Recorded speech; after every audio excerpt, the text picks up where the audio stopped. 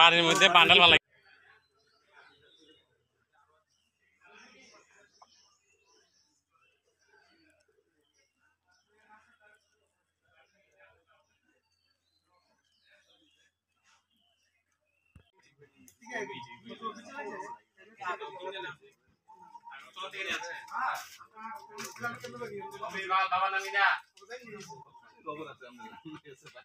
ইসলামগঞ্জ বাজারে একটা drug de-addiction centre under construction. তো ওখানের যে কন্ট্রাক্টর আছে উনি আমাদেরকে আজকে ইনফর্ম করেছেন যে ওনার সাইড থেকে কিছু রড এবং সিমেন্ট মিসিং আছে।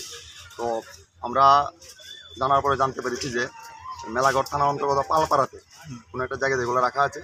তো এই পালপাড়াতে খবর পাওয়ার পরে আমি আমাদের স্টাফ এবং মেলাঘর থানার স্টাফ নিয়ে আমরা এখানে আসি এবং আমরা এই পালপাড়াতে কয়েকটা বাড়িতে আমরা ওই রড এবং সিমেন্ট যেগুলো মিসিং ছিল ওইগুলো এখান থেকে আমরা রিকভারি করতে সক্ষম হয়েছি।